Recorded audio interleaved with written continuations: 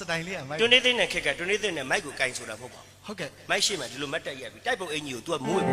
လက်ကလေးကိုဒီလိုချိန်ပြီးဆို လက်ကလေးနဲ့ချက် ချစ်တယ်ဆိုပြီးသူညာခြင်းနဲ့မုန်းတယ်ဆိုပြီးတော့သူလောင်ရင်နဲ့မြတ်တာကိုဘယ်သဘောမှထားပါသလဲကွယ်မိန်းကလေးသူကဘယ်လိုခေါ်မလဲဆိုတော့အတန်းဘယ်လိုပြန်လွတ်လေဒီမိုက်ကိုပါးစပ်နဲ့လှမ်းဟနေတယ်အဲ့ဒါမိုက်ကပ်ပလီမဟုတ်ဘူးနော် နင်းကပ်ပလီရမလား မဲကြီးဆိုတော့မင်းကပ်ပလီနဲ့မှားနေသလားလို့ ဒီထိတ်ကဖြူပါတယ်ဟာမဟုတ်ခမတချင်းဆိုတယ်တူတယ်ဗျာမသိတွန်းနေသိနိုင်ချွတ်ပြီးစွတ်ထားသလို ဟုတ်ကဲ့တန်းလိုက်ဟင်း ချွတ်စွတ်တူတယ်ဗျာ အနှွေသူရဲ့မို့ကွယ်အခွင့်ရေးယူတတ်တယ်ဂတိစကားလေးတွေလွယ်တယ်လို့ကွယ်ကြည်စားလေတန်တယ်အဲ့ဒါဦးသိန်းနိုင်ဆိုပါကြိုက်တယ်ဗျာ ဟဲ့လားဒါဦးသိန်းနိုင် တပိုက်လောက် ပြီးငါသားကြောဖြတ်မှာနော် ခမဟောတချင်းဆိုခိုင်းနေတာ အော်အေးတပိုက်ပြီးဒီအမှုပညာနဲ့ငါသားကြောဖြတ်တယ်လို့ငါဖြတ်ပလိုက်တော့အဲ့လိုပြောတယ်တွန်းနေသိန်းနဲ့ဆိုတွန်းနေသိန်းနဲ့အသက်40လောက်ကျတော့ तू ကနည်းနည်းအတန်ပြက်သွားတယ်ပြက်သွားတဲ့အတန်နဲ့ပေးသက်ကိုကြိုက်အောင်ဆိုတဲ့နီးအဲ့ဒါနားထောင်ဥဆိုပြီးနာကိုလာချတိတ်မလေးမိရွှေကဲရဲ့အတဲလေးတို့အောင်ချွမ်းနေဖို့ငါနေမတိအောင်ကလိနိုင်လို့နဲ့ဘယ်တွန်းစိတ်ကလေးပဲလူငယ်ပင်လေကူးချင်တယ်ဒီကောင်မလေးလူကိုလူနဲ့ကြာရင်ခက်ရော့မယ်သူဒီတချင်းလေးနဲ့ဆိုလိုက်တဲ့ခါကျတော့ပြည့်တဲ့သူစိတ်ဝင်စားသွားတယ်ဒီတချင်းလေးနော်တချင်းတော့ဆိုရင်လဲဆိုပါဟဲ့ဒီမှာငါမှနမအချင်းမကြသလိုဖြစ်နေဟုတ်ကောင်းတယ်ဗျာဟုတ်ဦးသွင်းနဲ့ဆိုတဲ့မူဆိုပြတာခမဆိုရင်လည်းပြအောင်ဆိုရင်ကျွန်တော်ခမတဲ့ချင်းမှာလိုက်ပါဖောမယ်ကနေတာအော်ပါဖောမယ်ကတာလားဟုတ်တယ်အဲ့ဒါဆိုဟိုချင်းနဲ့ကလိုက်ဘယ်ချင်းလဲဟိုနေဟိုစိတ်ပြင်စိတ်မြောက်မျိုးမြောက်နွယ်မြောက်ကပါအလေမကြီးပြင်းလာသလားမြောက်မကြီးရဲ့အမေမြောက်နဲ့များရွှေရဘူးလားမသိဘူးညမျိုးညနွယ်ညမျိုးညနွယ်ညကပါအလေမကြီးပြင်းလာသလားမမစိန်ရဲ့ဝိတ္တမြအစိန်ရှင်သမြအစိန်ပန္နမြအစိန်အစိမ်းရောက်ကြိုက်တယ်ဆိုတဲ့စိမ်းရောက်မင်းသမီးရဲ့သူမြေတာတွေစိမ့်နေမျက်လုံးစိမ့်စကားစိမ့်မွေစိမ့်ကြိုက်လိမ့်မယ်မွေကြိုက်မယ်အဲ့မှာခုံးနေတဲ့တနေရာတဲ့ဟမ်မွေစိမ့်ကဟိုကတက်ပဲမောပြုတ်ကြပြီးတခါတော့အဲ့လိုကြိုက်လိမ့်မယ်နော်ဟုတ်တယ်လေကစကားစိမ့်လေးစိမ့်တိုက်တာလေမို့ငါမွေစိမ့်နဲ့တိုက်အဲ့ဒါကဦးသိန်းနဲ့နာမည်ကြီးခဲ့တဲ့တခြင်းဟုတ်ကဲ့နောက်တစ်ပုတ်ရှိသေးတယ်ဘယ်ချင်းလဲဘာဖြစ်ချင်လဲတငယ်ချင်းများကစားဟိုတငယ်ချင်းများကစားဖွင့်မပြောပေမဲ့အလုံးကတိကြဘာဖြစ်ချင်လဲဘာဖြစ်ချင်လဲလို့မင်းနေတယ်လေကွာဟဲ့ကောင်မင်းဘယ်ရောက်ကွာကောဘယ်ပိုင်းရလဲဟဲ့ဒါကထိန်ခင်းနေတာဟဲ့ဘာသာရေးလုပ်နေတာဟဲ့ကုန်းစီးတာမင်းနားလေလားညိုးကမ်းသွားမယ်တေချင်းတို့အခွက်ဖြတ်နင်းမလိုက်မယ်ဘာလဲမင်းအလားရိုးနေမယ်မလုပ်ပါနဲ့ဆရာကျွန်တော်အုတ်ချုပ်ရည်မှုသားပါအဲ့ဒါဆိုကရတယ်အမအုတ်ချုပ်ရည်မှုသားဆိုတာဒေါင်းဒီမောင်းဒီနဲ့ထွက်ချသွားတဲ့အဲ့ဒါဦးသိန်းတယ်တို့ကြသူအဲ့လိုသွားတယ်တူတယ်မိုက်တယ်ဦးထွန်းရင်တို့ကြတော့အဲ့လိုမဟုတ်တော့ဗျဟိုဟင်းဒရထွန်းရင်တို့ကြတော့တမျိုးဟုတ်ကဲ့မစင်းညင်းနဲ့စကားရဲ့နဲ့အော်ရှင်ဝင်မဲ့အားလို့အများကခေါ်ရလေအမေတို့ကိုကြိုက်ခဲ့တော့ငါဟဲ့အမေတို့ကိုစာလုံးလုံးလို့ခလေးပဲကွာကြိုက်ချင်ကြိုက်ပါပဲလူကြီးဟိုမှာအနက်ကတော့ကြိုက်လို့တယ်ပြဿနာတက်တာမင်းမကြောက်ဘူးလားမသားသတင်းစာမှာဖတ်အင်တာနက်မကြည့်နဲ့ဟုတ်သူကအဲ့ဒါဟိုဟာတွေကြောင်ပြီးတော့ကြိုက်တာနင်ကဟိုအမေတို့ကိုစာလုံးလုံးလို့လုပ်ပါမင်းလောက်တယ်ငါပဲရောက်လို့ရောက်တော့မှမသိဘူးပြန်ဆိုဟိုမှာငါအတန်မကြိုက်ရတဲ့ခါတဲ့မင်းကတမျိုးစိတ်ဆင်းရဲတာတခါကျွန်တော်ပြန်ဆိုကြိုက်အမေတို့ကိုစာလုံးလုံးလို့ခွန်းွယ်တန်းပေးငူကျွေးလူလေးတေးတနွယ်လွယ်ပလီရတိတာငါကိုအရတကတနာရလို့ဘုရားတလို့ပါရဲ့ဂျာမယောက် ကျွန်တော်မင်းဘာဖြစ်လို့ကိုရတယ်လို့မရတယ်ကျွန်တော်သေချင်းဆိုတချင်းတစ်ပုတ်ဆိုရတာစောက်ပင်းဆိုနေရတဲ့အတိုင်းပဲနောက်ကထခုံလိုက်ငိုလိုက်နဲ့တခါတည်းမှာပဲ ကတော့ပါကွာအကိုတချင်းထဲမှာကျွန်တော်မျောပြီးတော့ကျွန်တော်အမေကိုသတိရလို့ငုံမိတာပါဗျကတော့ကျွန်တော်နှောက်ချက်တာဟုတ်ပါပြန်ဆို sorry ညိုကြီးပြချီရောက်တာ3 နှစ် 3 လေးကြာပြီအမေရဲ့ပညာမွေးအမေကပေးတော့တနေ့ရေဝတာပြုတ်ရတယ်ရှင်မင်းဝေးပြီဘာကြီးတွေ့ရတယ်သေချင်းဆိုမตายကြနာပဲငါ့ကို ကျွန်တော်အမေနဲ့ပတ်သက်မရအောင်အဲ့ဒါတော့ခွင့်လို့ဗျကျွန်တော်အမေကိုသိချစ်တယ်အမေနဲ့ပတ်သက်မလုပ်ပါနဲ့ကိုမိုးတယ် တချင်းပဲလွန်းစရာဆွေးစရာဒါ အ ဖြစ် ရာဖွယ်လွှမ်းຫນွယ်လွှမ်းကြည့်တယ်ဗျ ဟိုဟိုနေမြူးမြူးကြွကြွဆိုရော မျိုးကြောက်ဆိုရင်တော့ရပါ ဟုတ်တယ် ဟုတ်ကဲ့ကို တပဝန်းလေးချောင်းခဲ့ပြီမို့တားကိုမေခွဲခဲ့ပြီတားကိုအမေခွဲခဲ့ပြီဆရာတောင်းမှဆရာတို့ကဒီအယူနဲ့ဘယ်လိုလုပ်ရမှာလဲတချင်းလေးတစ်ပုတ်ဆိုရတာအရေးခင်းနဲ့လင်ငယ်နေရတဲ့အတိုင်းပဲ အရေးကင်းတဲ့လင်ငယ်နေတာဘလို့ အရေးခင်းနဲ့လင်ငယ်နေတော့ရှေ့ကကြည်စံရှောင်းရတာတစ်မျိုးအနောက်ကလင်ကြီးရှောင်းရတာတစ်မျိုးနဲ့ဘယ်နေရာအရသာခံမှမသိဘူးလေသေချင်းဆိုရဲ့ဟမ် အမေပါတာတော့မလုံးနဲ့ကိုကအမေပါရင်ကျွန်တော်မရဘူးကျွန်တော်ကအမေကိုအရင်ချစ်တာ ဟိုအချစ်နဲ့ပတ်သက်ရော အချစ်နဲ့ပတ်သက်ရင်တော့ရတာ ရတယ်တစကလေးမှမအေးအပြစ်နင်းသဘောအပြစ်နင်းပြောအချစ်တဲ့မလေးချစ်ချစ်ချောဘာဖြစ်ကြမီလဲကွာ မိမကိုလွှမ်းလို့ မလေးဒီဖာတယ်ပဲလူတော်တဲ့ထုတ်ပြောတယ်ကြောပါရဲ့ အမိမမြတ်လို့ပြောပြီးသားတော့ တခါမှကောင်းကောင်းလုပ်လို့မရဘူး ဟုတ် sorry အဲ့ဆိုကျွန်တော်နောက်ချက်တာမဟုတ်ဆို ဟေးအိုးအိုးမြည်သောပြည့်တင်းနေကြတဲ့လွမ်းငယ်ကလေးကြီးတကောင်နဲ့ပေါ်မပါဘယ်စီဝဲဝဲပဲစခမ်းမလွမ်းကျင်ဖို့မဆုံလင်မလဲတဲကြမကြီးလိုက်လို့ရှာတယ်မလဲမင်းကျင်ပဲတဲ့တရားဟေးအိုးကျွန်တော်ဆိုတာလဲကြားရမယ်ဟိုမှာစိတ်သမာနဖះကိုဆွဆွဲနေတာလဲမြင်ရမယ်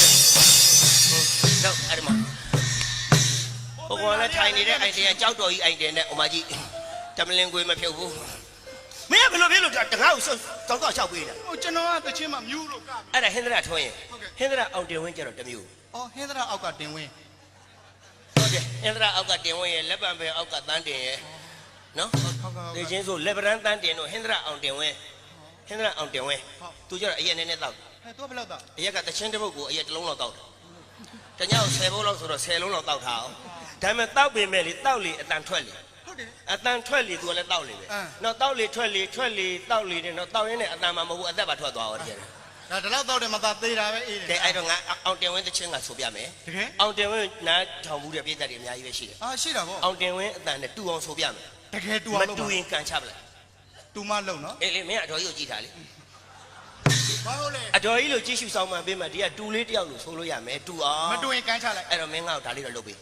အဲ့ရဲ့အေးလေဟာဘယ်မှာဘယ်လူကြီးတွေနဲ့ကောင်းမလားဟာ အာမင်းရ ဓမ္မ လေ ယုံမှာလူကြီးတွေနဲ့ အဲ့လူကြီးတွေကိုဝယ်ခိုင်းလိုက်ဟာပါလူကြီးတွေကိုမတွေ့ချင်နဲ့လေတေချင်းကိုလူကြီးတွေမတွေ့ချင်နဲ့လေ အဲ့လိုခဏတော့ လူကြီးနော်ညာလို့သွားဘာလို့လဲဆိုတော့ तू အရက်တောက်ရင်းနေပဲ तू တည်သွားရှာကျွန်တော်မှော်ပြီးမျိုးမှာလာပြီးတော့ तू ဆိုတော့ကျွန်တော်ကြောက်တိုင်ကွင်းနားမှာသွားပြီးသူ့ကိုကြည့်တယ်ဒီဂျားအင်ထိုတော်ထဲမှာတော့ခွက်တစ်ခွက်ရအောင်တောက်ပေါ်တင်ဝင်းရအရက်တားတောက်တာကလို့ပါလာပါ ရ လို့ မြင်းတော့အောင်မယ် ရတယ်ပါပြောမင်းအယောင်လေးပါနေလို့မလို့ကွာလုံးလိုက်အဲ့တိုင်းမင်း ဆိုင်တွေကပိတ်နေပြီအဲ့ဒါဆိုင်ကြီးအစ်စ် စစ်ကောစစ် ဟာအ တော စ် င်း စ် တောင်းတန် တန့်တယ်ငါအိမ်သားတွေကခတ်လာဘာဘူးအိမ်သားဘေးကနေပတ်သွားပြီး ကျေကျင်းတို့ခေါင်းချီခုံးမှာဒီမှာငရုတ်တိပတ်တောင်တွေ့တယ်ကျန်တန်းလားကဲတန်းရင်လုံးလိုက်မယ်နော် ဆွဲ ကဲ အဲ့ဒါဘာဟုတ်တာ ဟဲကွင်းချိုကွင်းကြနေချိုနေကြားသွားနေတာတေချင်းဆိုဘာမှနားမလဲဘူးလား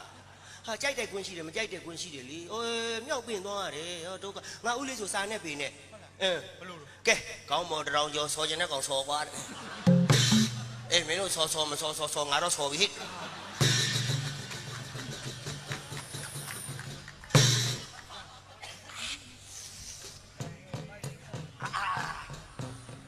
မလို့ရေမရောဘူး အဲ့ဒါဟိုကယူလာ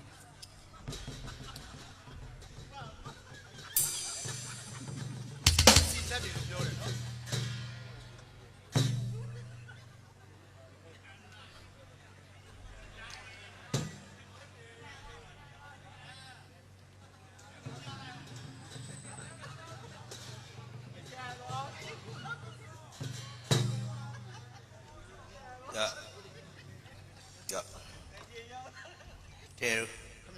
ပေးတော့ကျင်ညာလဲတော့ ကျွန်တော်ဘာကျင်ညာပေးရ အမှုပြေမှာထဆိုမယ်နော် ဆိုမင်းကိုစိုးစေခြင်းလို့ငါအရက်တော်မနေ့ရှာပြီးဝဲထားတာမရဘူးနေတူမောင်လုံးမယ်လို့ပြောတာတူမလို့ အောင်တယ်ဝင်ကမူးရင်ဆိုတာငါမူးရင်အိတ်ချင်တာသိချင်းသူအဲ့ဒါကြောင့်ငါအစာမလုပ်တာ မရဘူးဆိုအရက်တောက်ပြီးတော့ဟင်းသနာအောင်တင်ဝဲအတန်နဲ့တူအောင်လို့ တူအောင်ဆွမ်းမင်းရလားအောင်တယ်ဝင်တယ်လားနော်ကြောင်ဖေးချီရပေမြစ်ပတ်တဲ့ဒီမှာအမွေထိုင်းလုံးလေးတွေက ဆိုညောင်မင်းကြီးအသီးတွေဝဲဘာငါပါစကြီးကြောင်ဖဲရမလား မုံအောင်တယ်ဝင်ကမူးလာတော့ညောင်မင်းမောမကြည့်နိုင်ကွာညောင်မင်းအောက်မှာအိတ်နေတဲ့ကြောင်မအောင်မြင်တယ်ကွာအဲ့လိုတွက်လိုက်ကွာမရဘူးလားမင်းရလေမရဘူး အမှန်တိုင်းဆို အမှန်တမ်းဆိုပါဆရာကြီးကျွန်တော်ဆရာကြီးကျွန်တော်ကင်လိုက်ပါတရားကျွန်တော်နောက်ကနေပြီးတော့ဘယ်လိုခေါ်မလဲအမလိုက်ချင်သူတွေလိုက်လာခဲ့ဗျာတဲ့လား အဲ့လိုအထီးကြတိုက်တာ ညောင်ဝင်းကြီးအသေးတွေဝေစားတော့ခါတပင်ကိုပြောင်းတော့ဒုက္ခကိုတမျိုးဆလာရွှေချင်းမနှုတ်သားမုတ်ဆိုးလက်ပါအလာပါနာချစ်တော်တွေဝိစရာရှောက်ခွာရင်အနေမြဲကြောက်ရှာဝေးတည်းဆွဲကူမို့စကားကတမညနေထားကကံကလာပါဆိုတာကြွေရကြသလိုအလွမ်းကိုဟာအမွေရတတ်တာမြတ်တမူဒီလာတဝိုက်ပါပြောစားပါအောင်ကွာတော့ကဝေဒနာပိုက်ပါလို့မိုက်လာလားမော့ချစ်တေဝေစရာ ကိုရင်မင်းတွေမာပါလေကိုရင်မင်းတွေမာပါလေမင်းတွေကိုခွင့်လို့ပါကိုမင်းတွေကိုခွင့်လို့ပါ ဒီမှာမင်းတွေ ရှင်ကို ဒီမှာမင်းတွေ ရှင် မင်းဟာတကယ်တော့ခွေးကြိုက်တဲ့တန်းတန်းကြိုက်တဲ့ခွေးခွေးကြိုက်တဲ့တန်းကြိုက်တဲ့ခွေးစီမင်းကအစိတ်ခတ်မဲ့ခွေးမိသားစု တေချင်ကငါဘာလို့ခွင့်နေနိုင်တာ ဟုတ်တယ်မင်းကိုစီမင်းကကြည့်မရတော့ဘူးခွေးဟုတ်တယ် ဘာလို့ငါ့ကိုခွင့်နေနိုင် အနောက်ကဝင်းတပြေထုံးပြန်ထုတ်ပေးလိုက်ပါလားဝင်းတပြေထုတ်ပေးလိုက်ရင်ဒီအောင်တင်ဝင်းကမှုတွေဝင်မှာပေါ့မင်းစောက်ခွက်နဲ့ငါဘယ်လိုခံစားပြီးဆိုမလဲ အကောင့်နဲ့လည်းငါနေ့ပါရမီဖြည့်ပေးရသေးတယ် ဝင်းတပြေထုံးလေးများဘေးထလာလို့ရှိရင်အလတ်ရှာမဲ့မိပြန်တော့ဘဝတော်ပြပြယုံမှာအမျိုးကြိုက်တဲ့စားတဝိုက်မှာ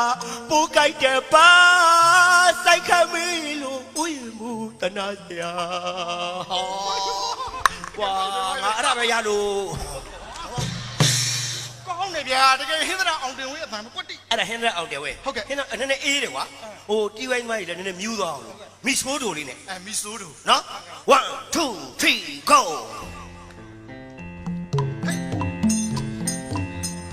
ငွေရင်းကားကိုထွေခင်းကစားတဲ့ငွေကုန်ပေါက်သူရေ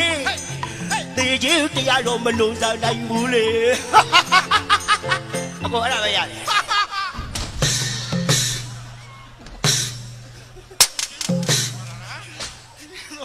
အဟုတ်မှလို့ဖင်းအောင်တာဘောစကား အဲ့လကားပြောတာအဲ့ဒါအော်တယ်ဝင်းတစ်ချက်ငါမရဘူးကွာ तू ကဘယ်လိုခေါ်မလဲဟိုဘယ်လိုခေါ်မလဲငါလည်းမဲကိုမရတော့အော်တယ်ဝင်းတို့ကြအဲ့လိုဆိုတာ ဟုတ်ကဲ့ ကျွန်တော်တို့ဇော်ဝိုင်းကြီးကြတော့အဲ့လိုမဆိုဘူး အော်ရုပ်ရှင်မင်းသားအစိုးတော် ဇော်ဝမ်း ဇော်တစ် ဇော်ဝမ်းမရှိသေးနဲ့လိုက်ရှင်းနေတယ်ဇော်ဝမ်းမိစိန်ကားကြီးပဲမှာပြုံးလို့နေပျော်ပါမျိုးတို့ရင်ခွေပြောင်းလို့နေကြာသူကြောင်လို့ချော်မြူကစားကသူ့ပါတာလို့အသေးမှသူပါလေကြာမြေရေဆိုစေတော်သူစေနေတော့အဲ့ဒါလည်းလေ ဆောင်းခနဲ့ကွက်တိတယ် နောက်ပြီးတော့ကိုမင်းအောင်ဆိုတာတယောက်ပေါ်လာသေးတယ် ဟုတ်ကဲ့ အေယာဝတီကန်းနေဘေးကအလွမ်းတေးသမားလေးဥရှင်ကြီးဆိုတာတပားပေါ်လာသေးတယ် ကိုမင်းအောင် စကားမဆက်ဥရှင်ကြီးတင်နေလားမင်းတို့ တင်တာပေါ့ မတင်နဲ့တော့ ဘာဖြစ်လို့ ဥရှင်ကြီးကမရှိတော့ဘူး ဟဲ့ဘယ်ရောက်သွားတာ နာခိတိုက်တာဘယ်ရောက်တော့မှမသိဘူး ဟုတ်လား ခင်ဗျားတို့စဉ်းစားကြည့်လေမိမနာကျွန်းနဲ့ကျွန်းညိုကြီးတော့ကုန်တယ်ဆိုမှဒီကောင်ဘယ်နာသွားနေမလဲတွက်ကြည့်လေ ဟုတ်လားနဲ့ အဲ့ဒီမှာမရှိတော့ဘူးဗျာအညာဘက်ရောက်သွားပြီ ဟဲ့ဘယ်ရောက်သွားတာ ပေါက်တို့မြိန်တို့ရေနံနှွေးပေးမှငါသွားတွေ့တယ်ဗျာ ဟုတ်တယ် ငုတ်တုတ်ကလေးထိုင်လို့လက်ထဲမှာလည်းမဲဒလင်အစုပ်ကလေးပိုက်လို့ စောင်းပိုက်တာ စောင်းကနာခိနဲ့ပါသွားလို့တဲ့မဲဒလင်အောင်တွန်တေးဆုံးအောင်ရှာငားလာတာတဲ့ ဟောဖြစ်ရလေချင်း ဖြစ်မှဖြစ်ရလေပခုတ်ကူတရာလည်းကျိုးတော့မျောပြီးပြန်ပါလာရင် AR တိုင်းနဲ့ရောက်ရင်တော့ဥရှိမှမသိရင်ဆုံးမတင်တော့ဒီကောင်တော့ငတ်ပြီ ဟုတ်တယ် အဲ့တော့ဥရှိအတွက်ဆိုပြီးငါကိုယ်ပိုင်တခြင်းတွေကိုရေးပေးခဲ့သေးတယ်ဗျာရေးပေးခဲ့တယ် လောက်စမ်း စောင်းကလေးကိုမလူရဲ့ပြင်းနဲ့နေရာကြွခဲ့ရတယ် ရင်ငံပိုင်သခင်ဘဝနဲ့နှစ်ဦးရှင်ရဲ့အေယဝရီမမနေတော့ဘူးကွယ်နာကိကြောက်လို့အညာတို့လစ်တော်တယ်ဆောင်းကလေးကိုပိုင်လို့ရဲ့ပြင်းတဲ့နေရာလိုက်ခဲ့ရတယ်ရင်ငံပိုင်သခင်ဘဝနဲ့နှစ်ဦးရှင်ရဲ့အေယဝရီမမနေတော့ဘူးကွယ်နာကိကြောက်လို့အညာတို့လစ်တော်တယ်ကြောက်ဆက်မလုံးနဲ့တော့ဒီ9လပိုင်းနဲ့ဖြာပုံသွားမှာတဲ့တဲ့တိုးငါလည်းမကယ်နိုင်ဘူးအဲ့ဒါတော့ မသားဆိုတော့ဆိုပြီးခုမှကြာဘူး တေချင်းဆိုရင်သူ့နယ်တဲ့ရောက်သူလှုပ်ချင်သူလှုပ်တယ်တဲ့ငါလည်းမကြဘူး ကိုမင်းအောင်ပါဦးနော်နင်ဥရှင်ကြီးရောက်သွားတာ အေးအဲ့ဒါကိုမင်းအောင်နာမည်ကြီးခဲ့တယ်ကကျွန်တော်တို့960ဆိုတော့မွေးခနဲ့နဲ့သူကနာမည်ကြီးခဲ့တာဟမ် ရဝေ ရောက်ဝေးလား ရဝေကို960 အဲ့4နှစ်ရှိပြီငါအဲ့ကနောရတယ်တခါမှလည်းမထွက်ဘူးအဲ့ရဝေး ဟုတ်တယ် ကိုမင်းအောင်ဆိုတဲ့မူကသူကတစ်မျိုး ဘလို့ပါလဲ ရဝေးအိုးငိမ့်တော့မလားဦးရောခွေတူနဲ့ကြရဲ့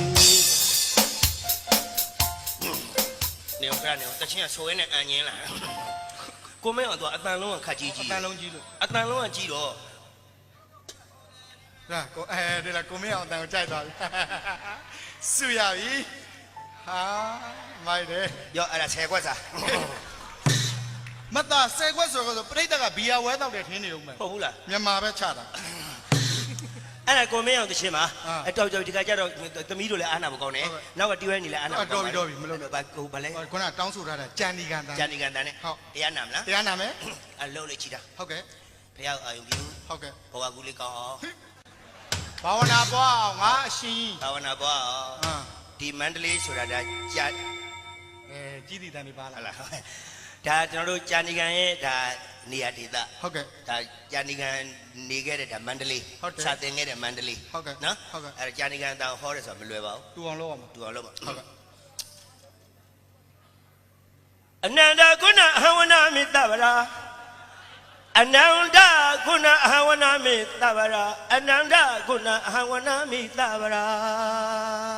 တီဝိုင်းစီကလက်ဖက်တိုင်ဖွင့်ပြီးသွားမယ်ကိုလားလက်ဖက်တိုင်ဖွင့်ပြီးလားသွားမယ် ဟောစောင်းငါကလက်ဖေးတိုင်ဖွင့်တယ်တဲ့ ဟုတ်တယ်ကျန်ရန်ကုန်မှာအဲ့ကျန်ဒီကန်တန်ခွေဖွင့်အဲ့ဒါလက်ဖက်တိုင်ဖွင့်လို့ပဲ ဒုက္ခပဲပါပဋ္ဌာန်းရွတ်မလို့ပဋ္ဌာန်းမှုန်းနေတာ ဩ ပဋ္ဌာန်းမှုန်းတာကြာနီကအခွင့်များလက်ဖေးတိုင်အတွက်စီးတီးထုတ်ထားတယ်မှတ်တယ်လားမသိ မသိ ဘူးအပဖြတ်ရဲလိုက်ရရင်တော့ မသိမှမသိပဲဟောဆိုပြန် ငင်းနေ ဟုတ် တရားပွဲဒါတရားပွဲ ဟုတ်ကဲ့ နော်ပလက်ရှိုးမဟုတ်ဘူးနားလေလား ဟုတ်ဟုတ် ဘာသာမှမကြားနိုင်ဘူး လောက်ပြန်ချက် အဟံဗုဒ္ဓဆုံးပါပြီတကသုံးသွဲပျောက်ကွယ်ခြင်းကြပဋ္ဌာန်းကျန်တော်ကြီးကစ၍ တူတယ်ဟာ တူတယ်ဟာ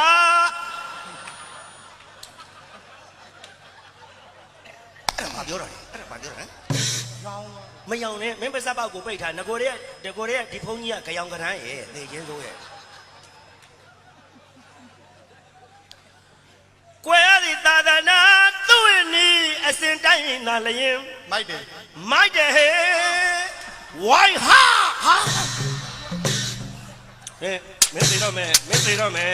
မင်းသေတော့မယ်ကြာနေကောင်မင်းလူသားမှုဖြစ်အောင်လုပ်နေတယ်ဟာလား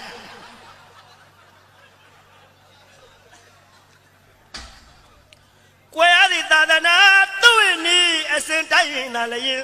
မကွယ်ရယခုကွယ်ပြောက်လူစေအာနာခိုင်မှာပဋ္ဌာန်းရုပ်ပွဲတွေတွေ့ကြုံမှာသဖြင့်လွန်စွာဝမ်းမြောက်အထောက်အကူဘုရားသာသနာတကွန်းထူမဟဲ့လို့ဇဘူဖွင့်ပြတရားဟောဓမ္မဂတိကောက်နာမသမုတ်အကျွန်ုပ်သည် ကို ခွန်မနေနဲ့အဲ့ဒါပဲရတယ်တော်ပြီ ဟောတော့ကိုဟောပါဦးကျန်ဒီကန်တန်ဟောပါဦး မင်းလိုက်မနောက်နဲ့ မနာဘူးမနာဘူးမနာ မင်းလိုက်နောက်ငါပြန်တော်မူပလိုက်မှာတခါတည်း ဘူးပါနဲ့ဟိုပတ်ဆက်စုရတာမလွယ်လို့မလုပ်ပါနဲ့ ငါပြန်သွားမှာလို့တခါတည်းပြောတာ ဟုတ်လို့ဟောပါ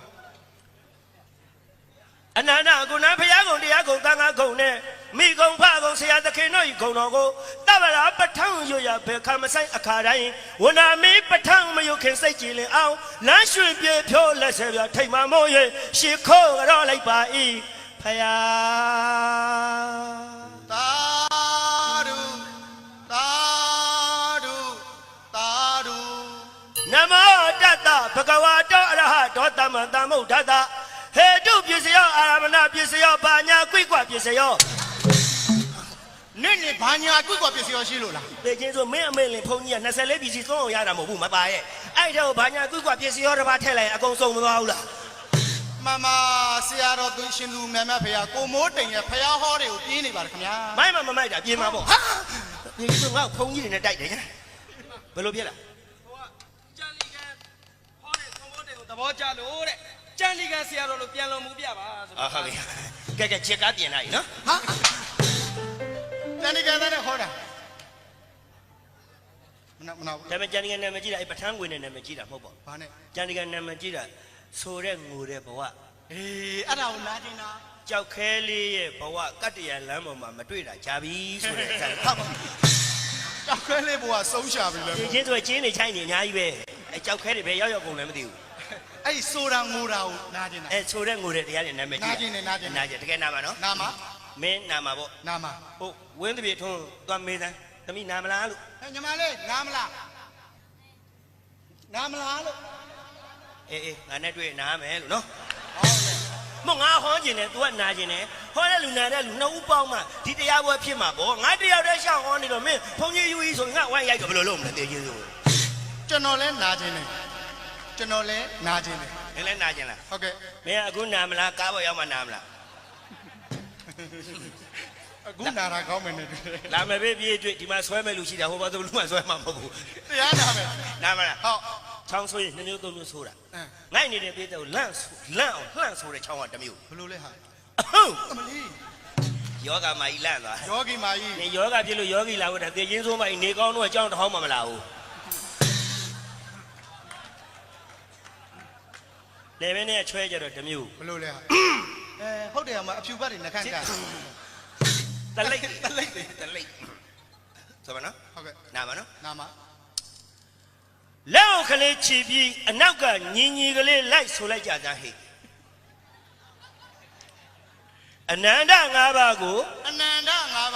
ရှစ်ခိုးပါဤဖျားလို့ရှစ်ခိုးပါဤဖျားနှစ်ကြိမ်ထပ်ဆိုဟိ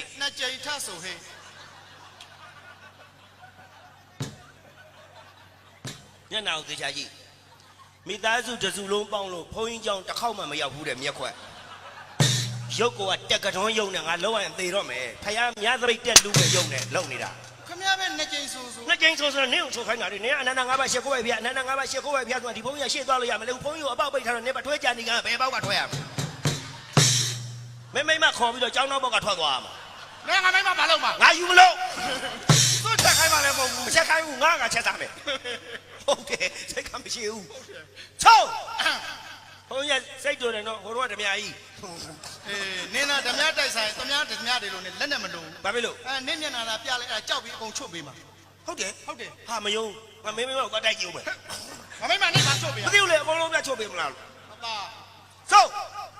အနန္တ5ပါးကိုရှစ်ခိုးပါဤဖျားအနန္တ5ပါးကိုရှစ်ခိုးပါဤဖျားအနန္တ5ပါးရှစ်ခိုးပြီးတဲ့နောက်ယနေ့ညဘုန်းကြီးဟောမယ်တရားကတိုင်းလောကရဲ့စိန်ခေါ်တာမသားအဲ့တရုတ်ကမိုးကြိုးမြပြစ်လိုက်သလားမိုးကြိုးပြစ်တာမဟုတ်ငါချတာဟုတ်လားအဲ့တရုတ်ကနာမည်လားဒါမှကြံဒီကတရားကိုနာမည်ပေးတော့သူများနဲ့ဆမ်းပါတယ်ဟုတ်ကဲ့နော်တိုင်းလောကရဲ့စိန်ခေါ်တာဟုတ်ပါဒါတရုတ်ကပါဒါမှကြံဒီကတရားကိုစိတ်ဝင်စားအောင်နာမည်ပေးတာဘယ်လိုပေးတယ်မလဲယနေ့ညဟောမယ်တရားကရိုးပြတ်တော့ကတောက်ခောက်တန်းဟာတွေ့လားတရေကားလို့ဘာလို့လဲနားတော်လန့်လို့ဖြစ်ရမှန်လို့ဘာလို့တွေ့လားအဲ့ဒါလို့စိတ်ဝင်စားအောင်သူကပြောတာရိုးပြတ်တော့ကတောက်ခောက်တန်းတဲ့သမီးထက်ငယ်သောဖေဖေတဲ့တရားနာ၍ငိုရသည်တဲ့ဖះလူကြီးမြတ်နတ်ပြည်သွားတဲ့မင်းတို့လူမျိုးကအဝေကြီးကိုဆင်းတယ်ဟဲ့လေဘာဖြစ်လို့ငါရှာမရှိနဲ့မင်းဘုန်းကြီးကိုဒီလောက်အနိုင်ကျက်နေတာမင်းတို့သွားမယ်လားအဲ့ဒီလမ်းပဲငါဒါလေးနဲ့ရိုက်တာသမ ्या တွေဆိုဟွာကြီးနဲ့ဒူတော်လုပ်ပါလေငါမဒီလိုမဂလီထိုးတာဟောအေးငါမပြောတော့မင်းကမပြောတာဖမ်းရင်တဲ့တော့ဖမ်းပါဟွာ